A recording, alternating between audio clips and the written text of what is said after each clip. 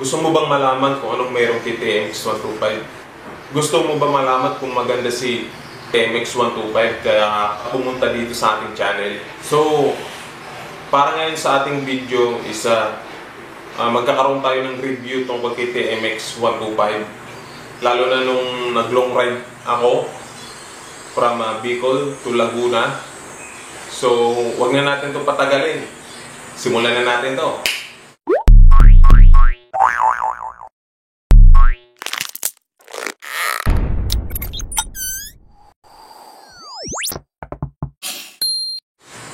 Ayun guys, welcome back sa ating channel.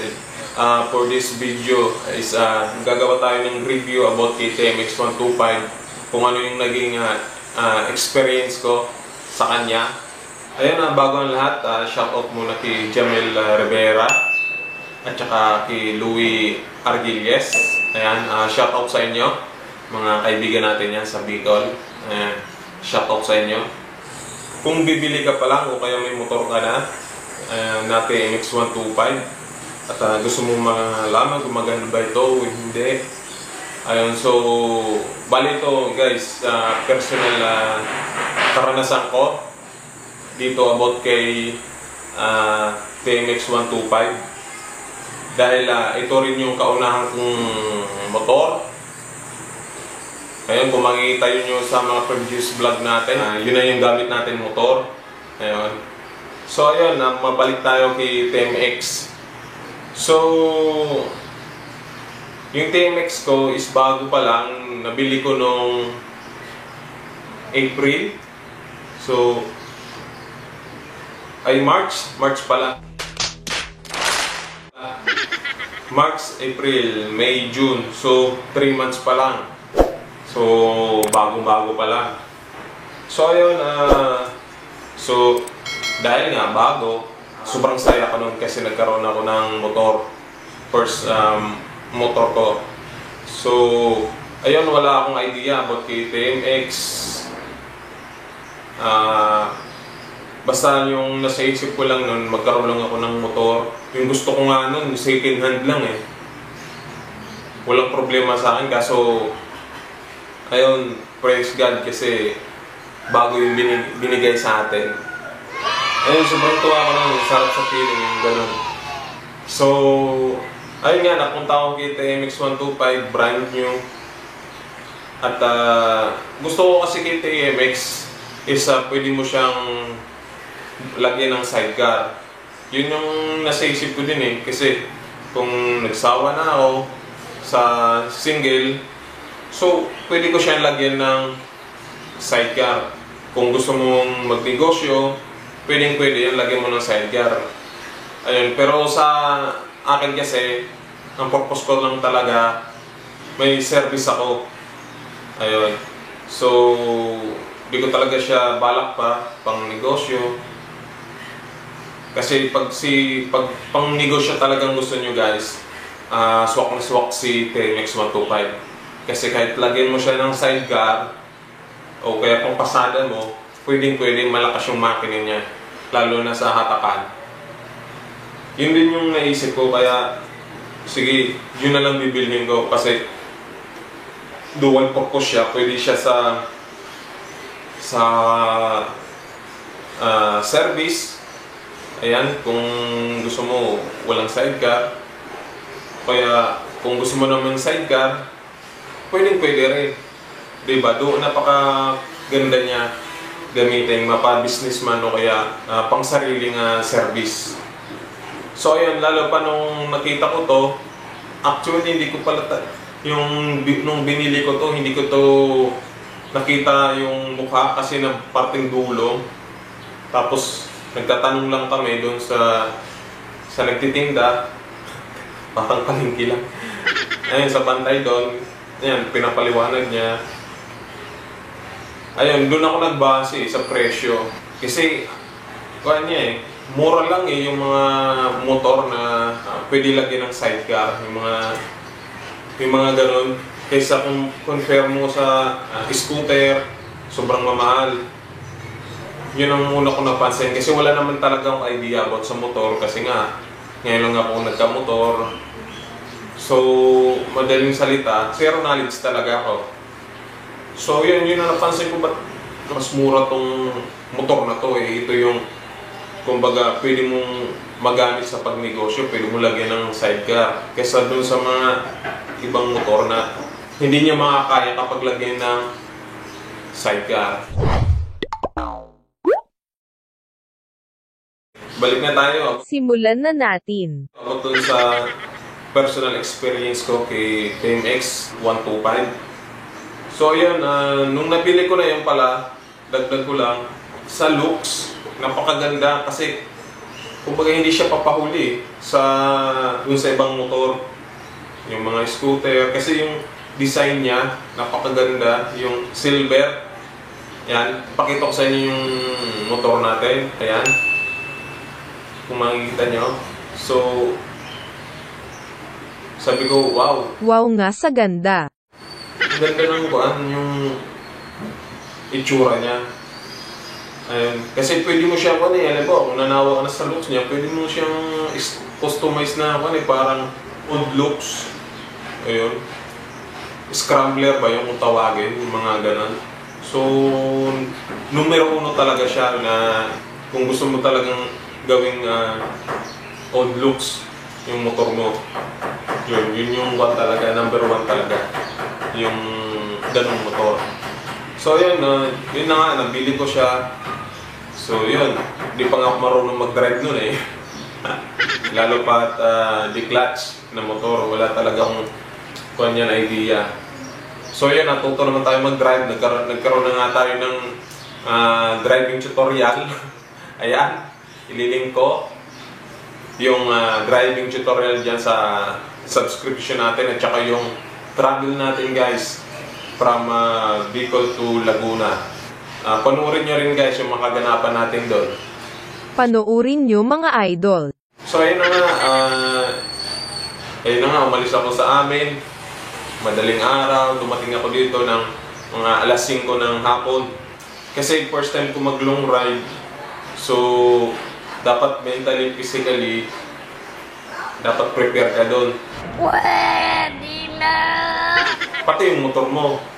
Ayun. Pero, ayun nga, kasi bago lang ako natuto magmotor, tapos maglo-long ride ako, lalo pat mag-isa ako.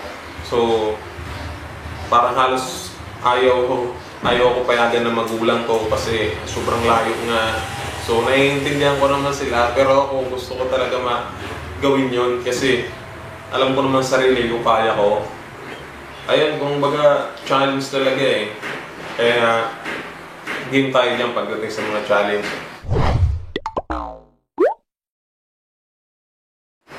Kasi, iniisip ko si TMX 125 ba, makakatagal to. Ganun yung iniisip ko eh, mamaya, hindi to tumagal, tumirik, mga ganun ba. Yung mga ganung issue, kaya nasiraan siya, yung gulong, mga ganun. So yun, kung naman ako, kampante ako doon kasi sabi ko, Honda to eh, nandun yung tiwala ko eh, TMX to eh. Kumbaga subok na to eh. Along the ride, napansin ko kay TMX, yung habang tumatagal siya, parang lalong gumaganda yung panang makina niya, yung takbo ng makina niya. Normally kasi kapag mag-start pa lang ako, pagka bibiyahe pa lang, sobrang lagitik ng makina, which is normal naman daw yan sa TMX. Ganun talaga yung tunog ng TMX, parang may lagatik. Pansin nyo yun guys kapag nagmaneho kayo ng TMX. So ayun, yun nga, biyahe na.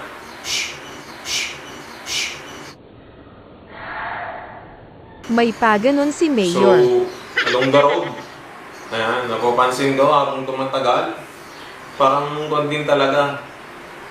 Sobrang parang sumasabay yung makina niya. Swabe na yung takbo niya. Hindi ko na gano'ng naririnig yung, wala nang lagitik eh.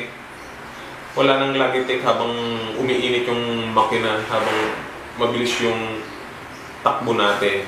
Ayun guys, sinubukan ko kung hanggang saan tatagal. Okay. Ayun. Sobrang, kung ilang oras na ako guys, hindi humihinto. Alam niyo guys, ako yung huminto, ako yung sumuko. Ako yung sumuko, sobrang sakit na ng katawan ko. Haha, nakakatawa. Ganon kabagsik si TMX 125. Ako yung sumuko. Sobrang sakit guys ng katawan ko na kasi kung may bag pa ako noon, tapos nakakangali talaga. Ngali din yung kamay ko. Ito ang pipihi. Ito hindi gaano eh. Ito talaga yung sagas. Sobra. Kasi, pero masaya kasi Wala sa mukha mo. masaya, sobrang saya ko kahit na solo lang tayo, pero alam mo yun, yung saya nung habang nasa biyahe ka. Pero yun, pagka nakakaramdam na ako ng pagod, pahinga na ako. Bali na sa apat na beses ata ako nagpahinga nun. Kasi kailangan din talaga ipahinga yung makina kasi hindi naman tutulad ng ibang motor na may radiator, kumbaga may cooling system. So, ayun, kailangan din natin ipagpahinga yan. At least mga 1 oras, gano'n. Lalo na kung maglo-long ride ka, o kaya 30 minutes. So, yun. Isa pa sa napansin ko kay TMX is